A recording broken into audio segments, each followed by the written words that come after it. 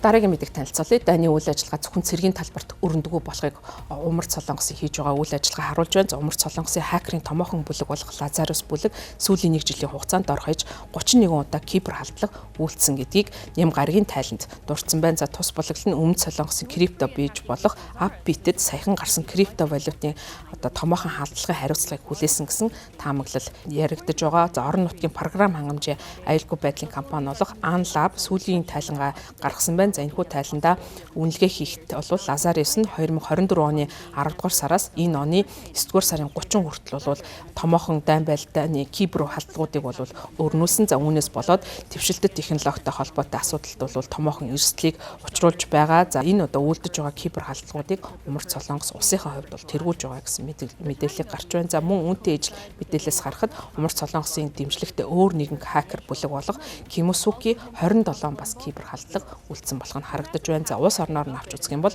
Умард Солонгос улс өнгөрсөн онд нийтдээ 86 хакер халдлага үйлдсэн бол Бүгд найрамд Хятад ард улс 27, Оросын холбооны улс, Энэтхэг улс, тус бүр 18, Пакистан 17 ийм хакер халдлагыг бол үйлдсэн гэж мэдэгдэж байна. За Amlab-ийн хувьд ап бүлгүүдийн ашигладаг нарийн төвхтэй аргуудын улмаас бодит халдлагын тоо баримтыг бол гаргах боломжгүй. Өөрөөр хэлбэл бодит халдлага нь түүнээс өндөр байх боломжтой гэж тэмдэглэсэн байна. Энэхүү тал нь өнгөрсөн 7 хоногт Upbit-с 45 тэрбум вон буюу ам доллар жилчүүд 30.6 сая ам доллар үнийн бүхий крипто валютыг алдсан халдлагын ард Lazarus байгаа гэсэн ийм шижигтэй байдлаар бол үйл явдал өрнөсөн. За үүний дараагаас тайлан гаргаж гисэн байна. За эрх баригчдын мэдээсээр хамгийн сүүлийн үеийн кибер халдлагын улмаас гарсан халдлагын улмаас 54 тэрбум ам доллар бүхийн Utro нэртэй кибер валютыг хулгайд алдсан гэсэн ийм мэдээллүүдийг мэдэгдэж байна. За энэ бол 2019 онд гарч ирсэн ийм зүйл юм байна. За тэгэхээр өмнө нь ч гэсэн ийм кибер халдлага болон хакер халдлагыг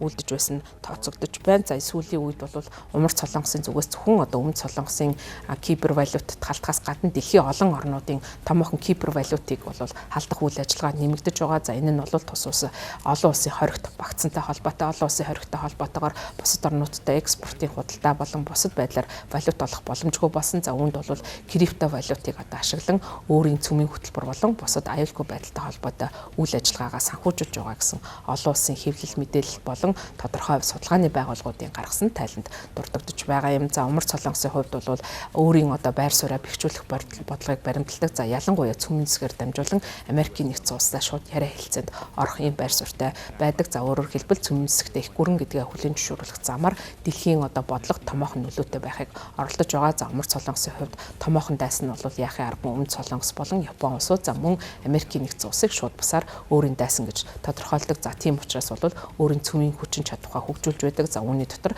алсын тусгалтай Пуужингийнхаа тусгалыг сайжруулах чиглэлд ихээхэн ажилладаг. За энэ нь бол цаашдаа Америкийн нэгдсэн улсын цэргийн баазууд болон Америкийн их газарт хөрхөөц хэмжээний ийм цөмийн чадварыг бий болгосон гэсэн ийм таамаглалууд гарч байгаа. За гэвч бол санхүүгийн хүндрэлтэй байдалтай учирсан. За үүнийгээ дэмжихийн тулд мэдээж хэрэг крипто валют руу хандхаас өөр аргагүй болсон. За өөрөөр хэлбэл крипто валютад хакер халдлах хийх замаар энэхүү валютын нөөцийг бий болгох зам цаашдаа өөрийн эрх ашигт нийцсэн үйл ажиллагааг явуулж байгаа нь үндээс харагдаж байгаамаа.